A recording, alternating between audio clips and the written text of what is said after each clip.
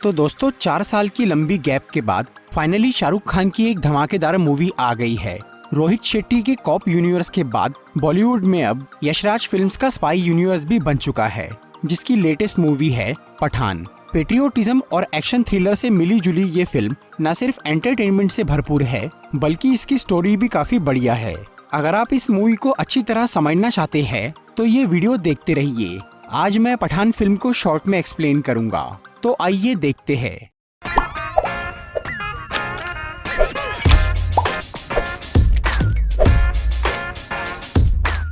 तो जिन लोगों को ये बात ना पता हो, उन्हें मैं ये बताना चाहूंगा कि पठान मूवी यशराज फिल्म्स के स्पाई यूनिवर्स का पार्ट है और ये एक था टाइगर जिंदा है और वॉर मूवी से डायरेक्टली कनेक्टेड है। इसीलिए यहाँ पर हमें किसी एक मूवी का कैरेक्टर दूसरी मूवी में भी दिख सकता है। तो इस फिल्म की कहानी शुरू होती है सन 2019 में, जब इंडियन गवर्नमेंट ने जम्मू एंड कश्मीर से आर्टिकल 370 हटा लिया। इस खबर से पाकिस्तान के कई लोगों को बहुत बुरा लगता है, पर इससे सबसे बड़ा झटका लगा पाकिस्तान के एक मिलिट्री ऑफिसर को, जो था जनरल कादिर। उस टाइम पर जनरल कादिर को दिमाग का कैंसर हो गया था और उसके पास कुछ ही साल बचे थे। एक तो पहले ही वो कैंसर से परेशान था, ऊपर से जब इंडिया ने आर्टिकल 370 हटा लिया तो इससे कादिर का दिमाग और खराब हो गया और उसने ये कसम खाई कि वो मरने से पहले इंडिया से बदला लेकर रहेगा। पर कादिर ये जानता था कि पाकिस्तान की गवर्नमेंट उसे ऐसा कोई काम नहीं करने देगी, इसीलिए इस काम के लिए उसने एक टेररिस्ट ऑर्गेनाइजेशन से हाथ मिलाया, जिसका नाम था आउटफिट एक्स। इस ऑर्गेनाइजेशन का लीडर था जिम नाम का एक आदमी, जो कि पहले एक इंडियन रॉ एजेंट था। कई साल पहले जब जिम रॉ में था, तब उसने कुछ समुद्री लुटेरों के एक मिशन को बर्बाद कर दिया था, जिसकी वजह से उन लोगों ने जिम और उसकी बीवी को किडनैप कर लिया और इंडियन गवर्नमेंट से 10 करोड़ रुपए मांगे, लेकिन गवर्नमेंट ने उन्हें पैसे नहीं दिए। तब उन्होंने जिम की प्रेग्नेंट बीवी को मार दिया, पर जिम किसी तरह वहाँ से बच के निकल गया था। इधर इंडियन मिलिट्री ने ये मान लिया कि वो मर चुका है, इसीलिए उन्होंने उसे वीर पुरस्कार दिया। लेकिन उधर जिम को अब अपने देश से नफरत हो गई थी, क्योंकि वो उन्हें अपनी फैमिली की मौत का जिम्मेदार मान रहा था और इसी वजह से जिम एक आतंकवादी बन गया और उसने दूसरे देशों के कुछ सोल्जर्स के साथ मिलकर एक टेररिस्ट ऑर्गेनाइजेशन बनाई और वो कॉन्ट्रैक्ट बेसिस पर बड़े बड़े मिशंस को अंजाम देने लग गया। इस सब के बीच जिम इस मौके की तलाश में था कि वो किसी दिन इंडियन गवर्नमेंट से अपनी फैमिली की मौत का बदला लेगा। और अब जब 2019 में जनरल कादिर ने जिम को इंडिया के खिलाफ एक मिशन सौंपा, तो इससे उसे बहुत खुशी हुई और वो अपने मकसद को पूरा करने में भिड़ गया। लेकिन जिम का प्लान काफी बड़ा था, इसीलिए उसे इस काम में काफी वक्त लगने वाला था। इस तरह से 1 साल बीत जाता है। फिर 2020 में इंडिया में पठान नाम का एक रॉ एजेंट, जो कि एक मिशन में घायल होने की वजह से जल्दी रिटायर कर दिया गया था, वो अपनी सीनियर ऑफिसर नंदिनी ग्रेवाल के साथ मिलकर एक नया डिपार्टमेंट खोलता है, जिसका नाम था joint operation and covert research यानी JOCR। इस डिपार्टमेंट में पठान अपने जैसे ही रिटायर्ड सोल्जर्स को भर्ती करना शुरू करता है, ताकि वो उनकी मदद से ऐसे मिशंस को पूरा कर सके जिनकी जिम्मेदारी कोई नहीं लेना चाहता। नंदिनी ग्रेवाल इस डिपार्टमेंट की हेड बन जाती है और इसमें 4 सोल्जर्स भर्ती हो जाते हैं, जिनके साथ मिलकर पठान ये पता लगाता है कि दुबई में होने वाली एक साइंटिफिक कॉन्फ्रेंस, जिसमें इंडिया के प्रेसिडेंट और 2 बड़े साइंटिस्ट जाने वाले थे, वहाँ पर आउटफिट एक्स के लोग कुछ गड़बड़ करने वाले हैं। ये बात जब रॉ के सेक्रेटरी कर्नल लूथरा को पता चलती है, तो वो ये मान लेते हैं कि आउटफिट एक्स के लोग प्रेसिडेंट पर हमला करने वाले हैं। इसीलिए कर्नल लूथरा प्रेसिडेंट की सिक्योरिटी को काफी बढ़ा देते हैं, पर इसके बावजूद भी पठान अपनी टीम के साथ दुबई पहुंच जाता है, ताकि वो आउटफिट एक्स पर नजर रख सके। उधर जिम अपने साथियों के साथ दुबई जाता है और वहां वो प्रेसिडेंट पर हमला नहीं करता, बल्कि वो इंडिया के 2 साइंटिस्ट डॉक्टर सहानी और डॉक्टर फारूकी को किडनैप कर लेता है। असल में जिम इंडिया के खिलाफ जिस प्लान पर काम कर रहा था, उसके लिए उसे उन साइंटिस्ट की जरूरत थी। फिर वो उन साइंटिस्ट को लेकर वहाँ से भागना शुरू करता है, लेकिन पठान उसका पीछा करके उसे रोकने की कोशिश करता है, जिसके चक्कर में उसका एक साथी मारा जाता है। पर इसके बाद भी पठान जिम से लड़ाई करता है और डॉक्टर फारूकी को उसकी पकड़ से छुड़वा लेता है, लेकिन आखिर में जिम डॉक्टर सहानी को लेकर भागने में कामयाब हो जाता है। इसके बाद पठान और उसकी टीम वापस इंडिया लौटकर जिम के उन साथियों के बारे में पता लगाते हैं जो कि दुबई की मुठभेड़ में मारे गए थे। इससे उन्हें पता चलता है कि उन मरे हुए एजेंट्स को कुछ ही दिनों पहले किसी ने पैसे भेजे थे, जो कि पाकिस्तान की एक डॉक्टर थी, रूबीना मोहसिन, जिसे रुबई भी कहा जाता है। वो अभी स्पेन में थी, इसीलिए पठान भी स्पेन चला जाता है ताकि वो रूबीना से आउटफिट एक्स के बारे में कुछ जानकारी हासिल कर सके। वहाँ पर जब पठान रूबीना का पीछा करता है तो जिम और उसके सभी साथी वहाँ पर आकर उसे पकड़ लेते हैं। रूबीना असल में पाकिस्तान की एक ISI एजेंट थी और वो फिलहाल आउटफिट एक्स के लिए काम कर रही थी। जिम और रूबीना ने मिलकर एक ऐसा जाल बिछाया था कि जिससे पठान स्पेन पहुँच जाए, क्योंकि जिम इंडिया के खिलाफ जो प्लानिंग कर रहा था उसके लिए उन्हें एक खास चीज की जरूरत थी, जिसे हासिल करने में सिर्फ पठान ही उनकी मदद कर सकता था। फिर जिम पठान को अपनी टीम में शामिल होने का ऑफर देता है, लेकिन वो इसके लिए मना कर देता है। तब जिम अपने साथियों को पठान को मारने का ऑर्डर देकर वहाँ से चला जाता है, लेकिन उसके जाते ही रूबीना आउटफिट एक्स के लोगों के खिलाफ हो जाती है और वो पठान को बचाकर उसके साथ वहाँ से भाग जाती है। असल में जिम पहले से ही ये जानता था कि पठान सीधे सीधे उसकी मदद नहीं करेगा, इसीलिए उसने रूबीना को उसके साथ दोस्ती का नाटक करने के लिए बोला था। फिर वहाँ से निकलने के बाद रूबीना पठान को ये बोलती है कि जिम रक्त बीज नाम की किसी चीज को हासिल करना चाह रहा है, जो कि रशिया के मॉस्को शहर में है, और वो उस रक्त बीज का कुछ गलत इस्तेमाल करना चाहता है।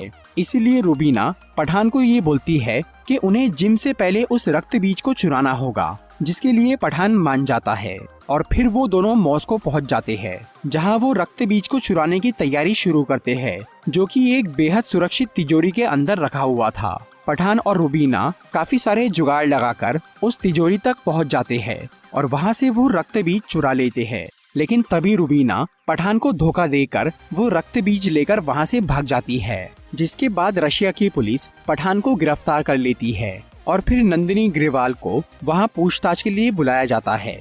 नंदिनी रशिया के साथ इंडिया के रिश्ते बिगाड़ना नहीं चाह रही थी, इसीलिए वो पुलिस को पठान को मारने के लिए बोल देती है, लेकिन वो पठान को इशारों में ये समझाती है कि उसकी मदद करने के लिए कोई आने वाला है, इसीलिए वो बेफिक्र रहे।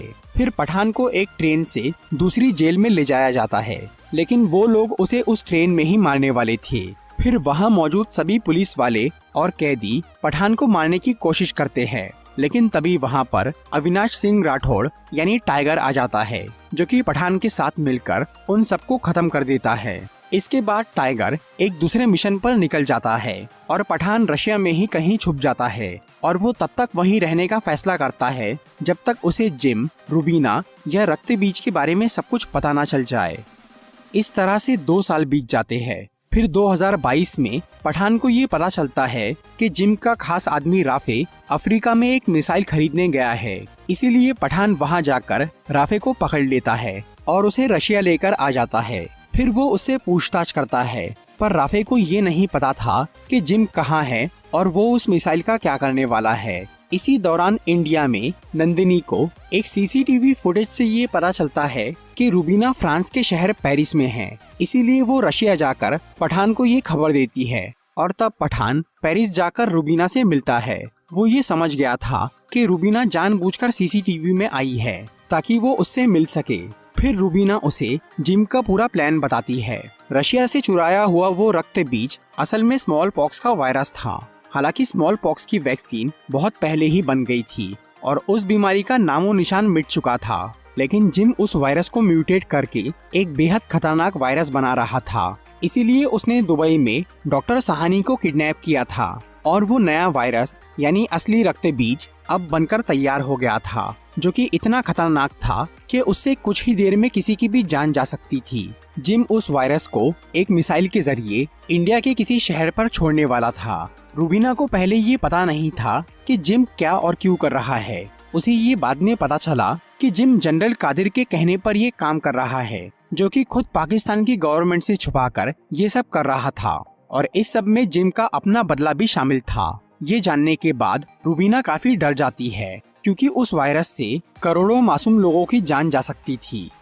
इसीलिए वो पठान से मिलकर उसे सब कुछ बता देती है। इसके बाद रूबीना फ्रांस की एक खुफिया लैब में चली जाती है जहां डॉक्टर साहनी ने वो वायरस तैयार कर लिया था और उसे 2 ऑर्ब यानी 2 स्पेरिकल कंटेनर में रख दिया था। फिर जिम उन ऑर्ब्स को लेने के लिए वहां आता है, लेकिन तभी पठान भी अपनी टीम के साथ उस लैब में पहुंच जाता है और तब जिम ये समझ जाता है कि रूबीना ने उसे धोखा दिया है, इसीलिए वो उन ऑर्ब्स को लेकर वहां से भागने लगता है। फिर पठान और रूबीना जिम का पीछा करते हैं और कुछ देर की भाग दौड़ के बाद आखिर में एक ऑर्ब जिम को मिल जाता है और दूसरा पठान और रूबीना को, जिसे लेकर वो कर्नल लूथरा और नंदिनी के पास जाते हैं, जो कि उस ऑर्ब को टेस्टिंग के लिए रख लेते हैं और रूबीना को जिम का साथ देने की वजह से गिरफ्तार कर लिया जाता है। फिर उस ऑर्ब को इंडिया के एक रिसर्च सेंटर में लाया जाता है, जहां पर नंदिनी ग्रेवाल की निगरानी में डॉक्टर फारूकी उस ऑर्ब को खोलते हैं ताकि वो उस वायरस की वैक्सीन बना सके, क्योंकि दूसरा ऑर्ब अब भी जिम के पास था जिससे वो हमला करने वाला था। लेकिन उस ऑर्ब के अंदर उन्हें पानी के अलावा कुछ नहीं मिलता। तभी उन्हें जिम का वीडियो कॉल आता है, जो कि सबको बताता है कि असली वायरस उस ऑर्ब के सेंटर में नहीं बल्कि उसकी ऊपरी लेयर में ही भरा हुआ था, जो कि ऑर्ब को खोलते ही उनकी लैब में फैल गया। और उस ऑर्ब में एक ऐसी गैस भी थी जिससे सबके प्रोटेक्टिव सूट डैमेज हो गए और वो वायरस वहाँ लैब में मौजूद सभी लोगों की बॉडी में चला गया, इसीलिए उन्हें तेजी से स्मॉल पॉक्स होने लगता है। तब नंदिनी उस लैब को पूरी तरह लॉक करवा देती है और वो कर्नल लूथरा को उस लैब को ब्लास्ट करने के लिए बोल देती है ताकि वो वायरस उन लोगों के साथ वहीं खत्म हो जाए।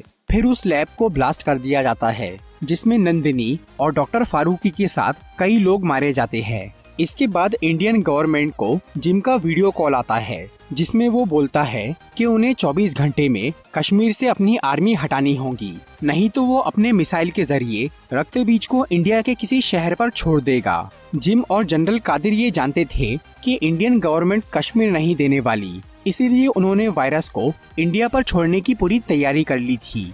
इधर जब पठान राफे से दोबारा पूछताछ करता है तो उसे पता चलता है कि जिम का वो मिसाइल अफगानिस्तान में है, इसीलिए वो रूबीना और अपनी टीम को लेकर अफगानिस्तान चला जाता है।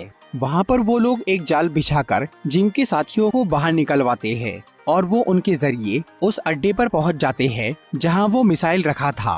वहाँ पर जनरल कादिर और जिम उस मिसाइल को छोड़ने की तैयारी कर रहे थे, लेकिन पठान और उसके साथियों के आते ही वहाँ पर लड़ाई चालू हो जाती है, जिसमें कादिर रूबीना के हाथों मारा जाता है और फिर जिम एक जेट पैक लेकर वहाँ से भागने लगता है, इसीलिए पठान भी एक जेट पैक से उसका पीछा करता है और वो दोनों लड़ते लड़ते एक पहाड़ी पर बने कैबिन में पहुँच जाते हैं। उधर जब रूबीना उस मिसाइल को खोलकर देखती है तो उसमें रक्त बीज नहीं था, वो मिसाइल बस ध्यान भटकाने के लिए था। तब रूबीना को जिम के एक साथी से पता चलता है कि वो वायरस का ऑर्ब दिल्ली जाने वाले एक प्लेन में रखा है और उस ऑर्ब में कुछ देर बाद का टाइमर सेट है, जिसे रोकने का रिमोट जिम के पास है।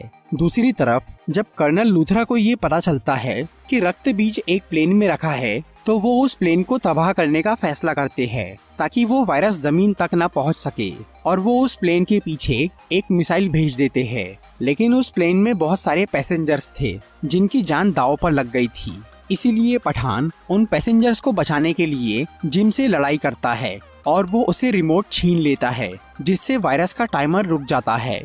और तब कर्नल लूथरा उस मिसाइल को प्लेन तक पहुंचने से पहले ही ब्लास्ट कर देते हैं, जिससे सबकी जान बच जाती है।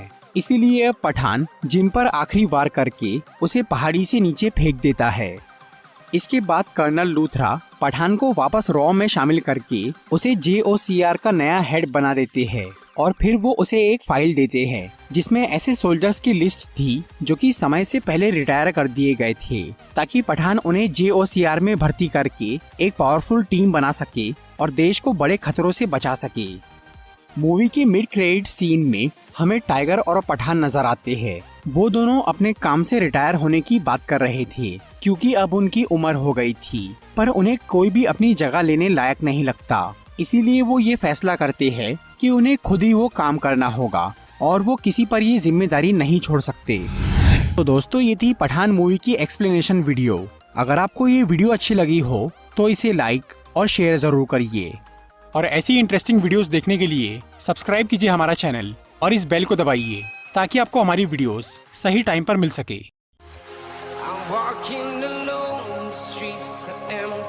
The only thing I can see is my own silhouette. I'm getting stronger, step by step. The clock is ticking, but there's no time for me.